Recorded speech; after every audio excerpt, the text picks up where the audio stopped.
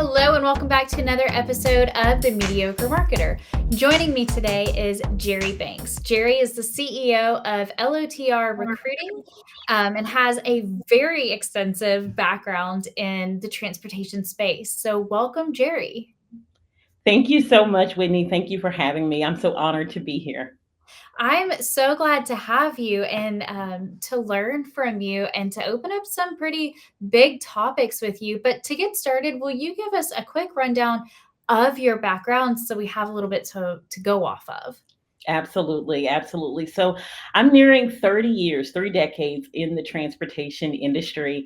My background spans across aviation. I have 20 years of aviation experience, both on the commercial and the private aviation side. And then in 2017, I retired from aviation. It was semi, and I moved into trucking. And that's when I started my truck driver recruitment agency. That is amazing to have that much time. I think of all the guests I've had, you have the most industry experience to date. So I'm really excited to dive in. And one of the things that I wanted to talk with you about today, because of your background and where you are today, is leadership in the supply chain, what that looks like for women and minorities. So when was what was the leadership role that you took first, and when was that in your career? Wow. That was my first leadership role was in, ooh, I'm really dating and aging myself now, but that was back in 2003, 2004. And that was actually at United Airlines as a service director. Okay. Yeah, so at the aviation, in aviation, that was where my first leadership role was. And then after a couple of furloughs, and my husband and I both worked there, had a lot of eggs in one basket. And so we decided to transition out. And so I moved into private aviation where I started entry level Mhm. at a company, and we handled flights for government, heads of state, pretty much anyone that had their own aircraft and needed the logistics and behind the scenes work done for it, from your overflight permits to your landing permits and getting them slots to enter in and out of the airport. My team handled that, and I was probably the youngest on the leadership team. And yeah, it was really it was a powerful We love that. experience, very eye opening. So when being the youngest, I mean, I kind of understand what it is to step into a role and think, I don't know that there's a whole lot of I don't see myself and a lot of other people in this role. Did you experience that? Absolutely, absolutely. So I experienced not just being the youngest, but being the only female, being the only Black female Mhm. in the company on in the leadership team in the operations department. So that experience was eye opening. It Right. really taught me a lot, and I grew from that experience. Yeah, so I was doing a little bit of digging, and these are recent statistics. So, as you and I both know, the numbers for women and for minorities in leadership roles, they grow just about every year, if not stay stagnant. And I would rather see that than no progress at all. Yeah. So, over the last year, 2023 and 2024 statistics, there are in the supply chain, a representation of women that makes up about 41%, which was a little bit more than what I was expecting at Yeah, me this too. point. And I would imagine that's more than it was when you started your career in the supply chain as well. Yeah, most definitely. I think we're starting to see progress. Mhm. While it's not as fast as we would have liked or we would like, we're Yeah. starting to see progress. And in my own experience on the trucking and the aviation side, it reflects the positive trends because we're starting to see more women leaders reach down and lend a hand out to those that are looking to aspire to be that leader. Right. And I think that is, reflecting in how far women are, once they feel empowered, are ready to take their career because we're seeing about 26% of those in the C-suite, which, is typically just a VP or, president founder, Right, CEO right. kind of role. And to me, that's not the number that I would love to see, but it's significant and it has grown year Yeah, over year. And it's thanks to people like you that kind of got that ball rolling yeah, and didn't give up on it. exactly. So when you made that transition, I am curious, what side did you enjoy more, the commercial side or the private side of aviation? Definitely, it was the private side. I and actually the last couple of years, I've actually opened myself up and my expertise to lean on and help out some of my aviation customers. So I'm now doing consulting on the aviation side. So it was the private side, and that is like where my heart is, simply because I couldn't talk about it was so confidential. So I couldn't talk about the flights that we're planning or the things that we're doing. I could only talk about it after the fact. But Right. it gave me like a sense of pride to like see it on the news or, hear about it and be like, oh, that's my trip. I'm working on that. My team's doing that. So it's exciting. I actually absolutely love the private side of aviation. How long were you in that sector? For 10 years, private Okay. sector for 10 years. And the last 2 years, I've been in the private and the charter sector. So total of 12 years. Okay. Did you see an opportunity for growth in your career in the private side as well? Yes, most definitely. I did see the opportunity for growth because I started entry level. Entry level was where I started. I knew coming from the commercial side, I knew nothing about private aviation. I didn't even know about, people own planes. And so I just, took it upon myself and I spent hundreds of hours learning about it so that I can excel and so that I can move up the ladder. And I'm a person where it only takes me just a little bit of time to grab it, learn it, and then I'm off to the races. That's really encouraging. Just because I mean, not having a place to grow is a primary reason why a lot of women do tend to leave where they are because there are very ambitious women in the workforce, and there always have been, honestly, that say, I want more. I love where I am, but I think that I'm capable of doing more. And so I love that you followed that drive. That's something that I personally aim to do, which is why I have you here. I love having powerful women on the podcast, and that is pretty much all of season two. I love it. I love Mediocre Marketer. So I wanted to ask just a little bit more of an intimate question is how was that transition for you kind of mentally preparing to go from a senior role back to an entry level position? it. So it mentally, um, I knew I needed to start somewhere. Yeah, But from a drive and a determination perspective, when I first started at that company, I knew that I would be on the leadership team. I It's love just a that. drive, you just have to have that passion and see that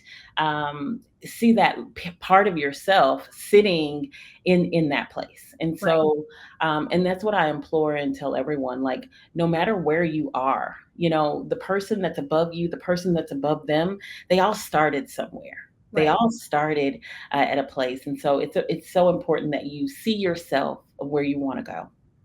I love that bit of wisdom. And to push that a little bit further, what would you say to somebody that is kind of afraid of the idea of starting over Mhm. Yes. a little bit later in their careers? Yeah, I mean, I would say find who it is that you um, aspire to be. Find that person and inquire with that person about a mentorship. Because that's what I've done throughout my career. I've found whether it was the aviation side, whether it was the trucking side, I found who it is that I aspired to be and reached out to that individual and let them know, like, hey, this is where I want to go. This is what I want to do. How can I help you and how can you help me? And it was a give and give relationship. It was never give take. It's always got to be give give. Yeah. I love the idea of give give. I don't know that I've heard it said that way before, but it makes a lot of sense Yeah. because as a mentor, it is very fulfilling to see somebody follow their dreams. If you're willing to take on that space, I would imagine that ego is not something that really has Yeah. a grip on you by that point. Yeah, it takes a minute to get there, but once you do, yeah, and you release the ego, then it's so powerful. So then let's switch gears a little bit and talk about leadership. Yes. Women in leadership, minorities in leadership. In your experience, how do both of those criteria benefit a company, bringing that type of diversity to the leadership team? What have you seen work well? I think women in leadership they bring a different set of ability to problem solve and ability to think critically, and outside of sometimes the proverbial box that you Sure. know men like to or seem to be in or think in. And women also bring a level of empathy and nurturing that some just don't have.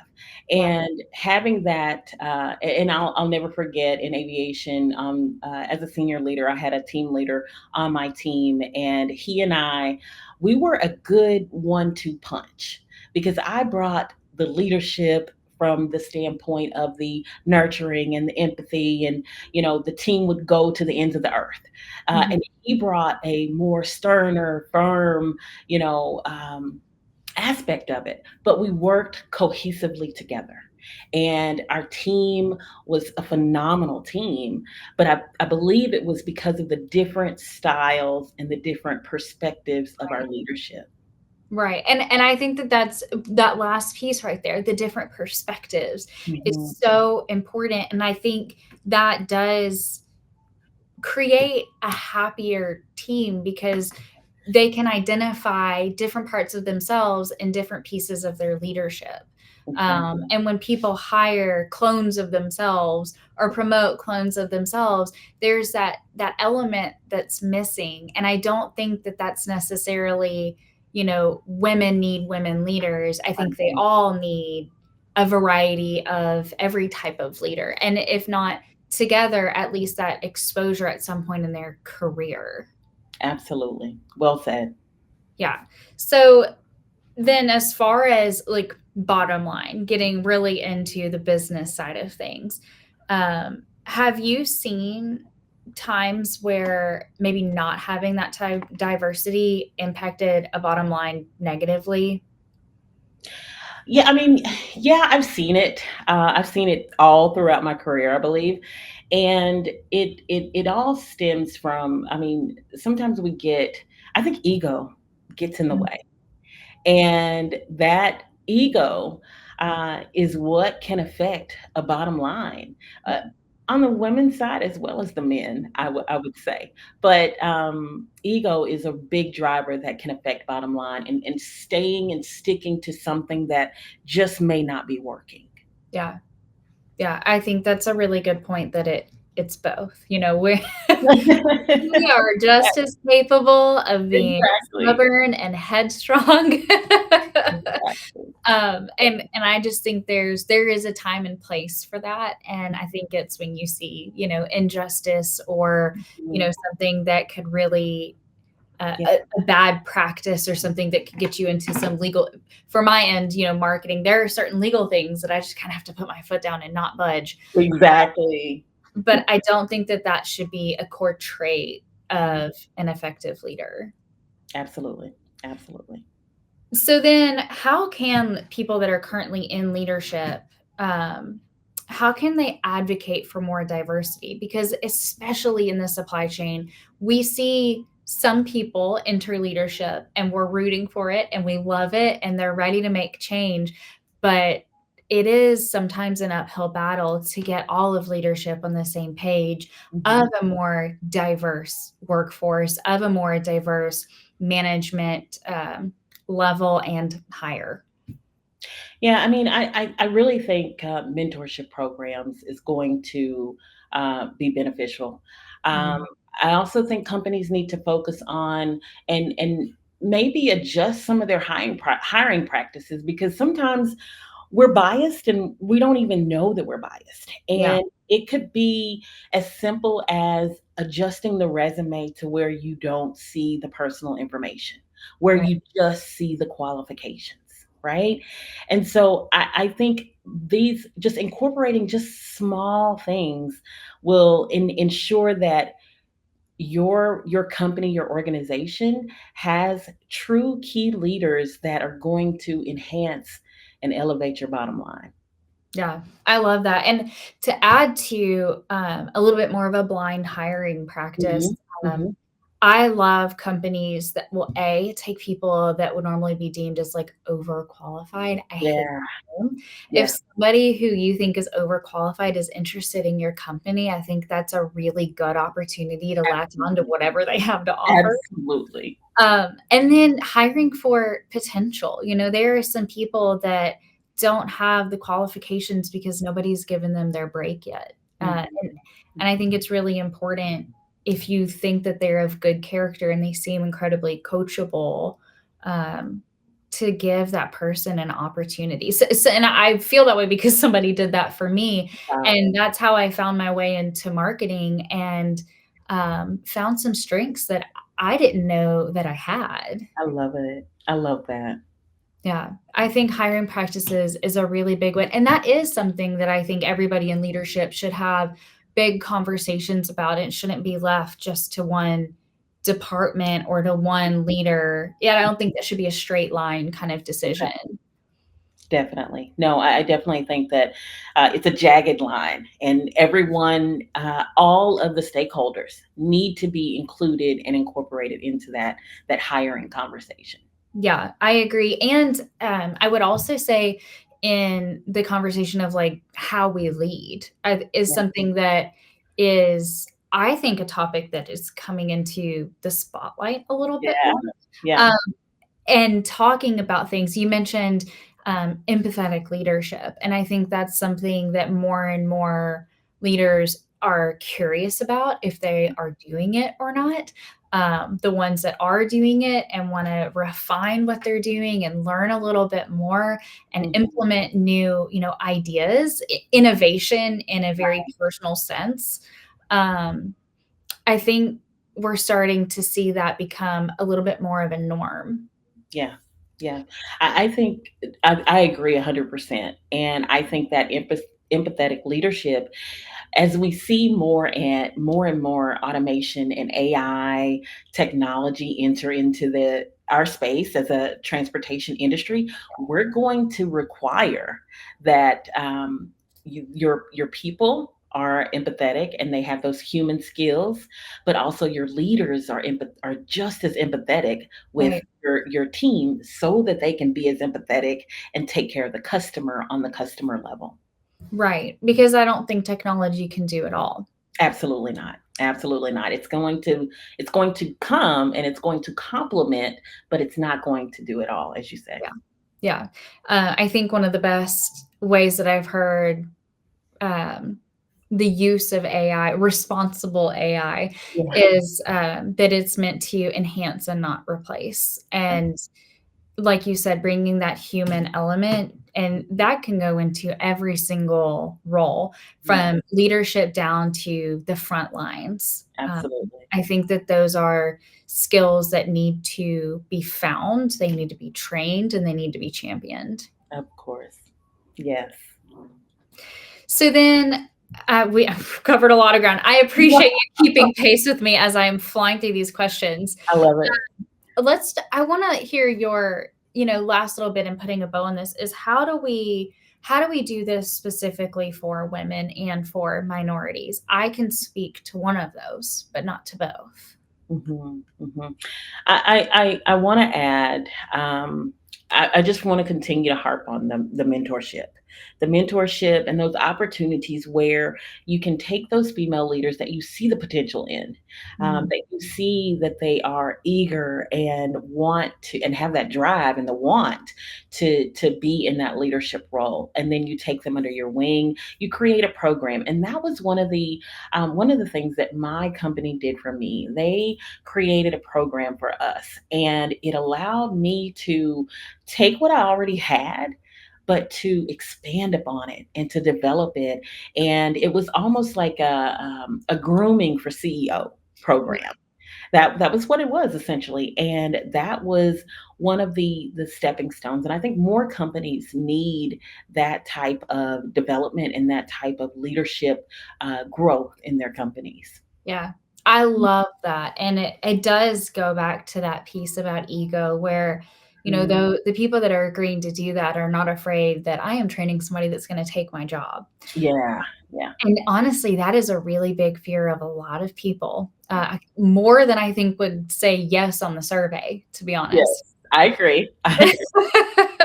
So, I think that the mentorship is really, really important, and that's got 2 sides to it, right? We need people that will step up and say, "I'm ready to pour what I have into a person that wants to receive it," but we also need people that are willing to say, "I raise my hand that I want help, I wanna Yeah, learn more," um, and I think that both of those are kinda scary. It is very scary to reach out to somebody and say, "I want more," and it's not that I don't love where I'm at and what I've been right. given.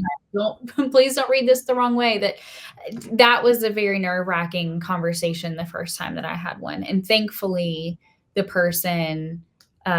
leader, and I Mhm. talked about this on my last episode, but that specific leader did introductions with our team and was in a different department, but said, "I'm here to help, and I am so passionate about all things product." I was in account management. I was like, "That's a Um, different language to me." And he said, "If anybody ever wants to talk, my doors are open." yeah, And I love that somebody who was, several years my senior with a lot of experience in something that I had no idea about, said it and meant it. wow. And, I think that that's really, really important. That to Mhm. me kind of was the first check mark of what I formulated to be a good leader, was Yeah. somebody who says it and they mean it. Absolutely, absolutely. And having that person, male or female, in your life, it only gives you that confidence that you can do anything. Mhm.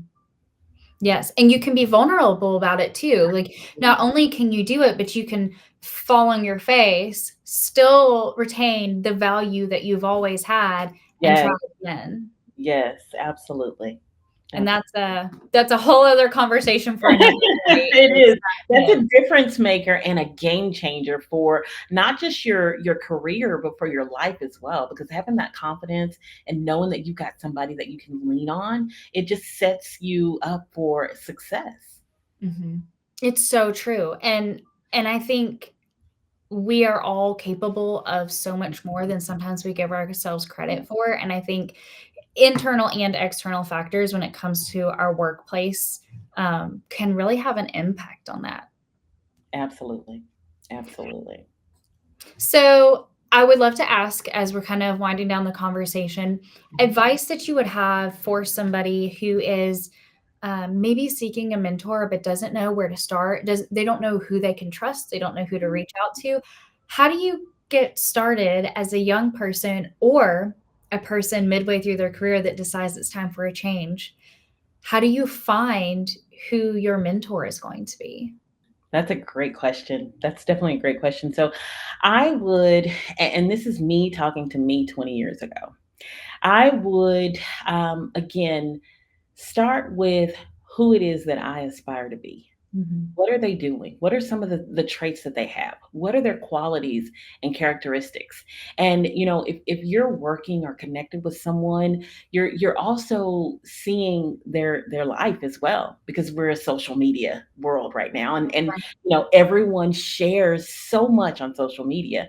And so you're looking at their personal, and you're looking at their professional, and Mhm. you're seeing how that meshes and how that molds together. And is that someone who can guide you into your next season of your life? Is that someone that can guide you into the next season of your career? And so that's how I would start, um, looking for that person, that individual that may be my next mentor, because we go through seasons in life, and Right. at that moment, that may be the individual for me.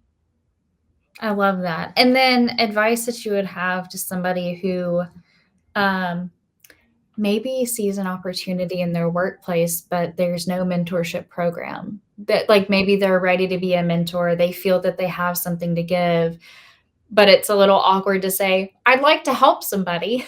How Yeah. do you start a mentorship journey? Absolutely. You start a mentorship program, you start a mentorship journey, but you start with your leader. You start with who that leader is, and let them know that, hey, I may benefit from this, but I know that so many others may benefit for us from us having a mentorship program or some type of leadership development where we meet once a month, or we meet, every other week, just to be able to share ideas, boost up each other's confidence, because I think that those types of organizations and opportunities won't just help the individual who started it, but it's going to help everyone across the board.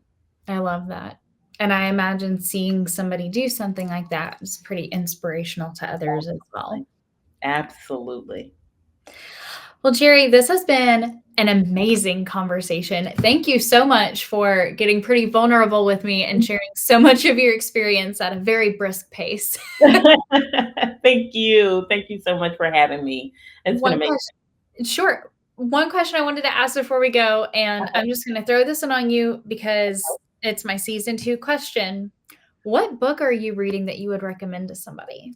Great question. So, I'm a reader, okay, and I'm actually reading 2 books because I travel a lot for my aviation consulting business, and so, I'm always in an airport or on a plane or something like that, and so right now I'm reading, Cal Newton's Deep Focus, or Deep Work book, and it's Okay. all about focusing. It's all about, finding that time, that space in your day where you're most productive, and focusing, turning everything off, putting everything on do not disturb, turning everything off, and just really, really focusing.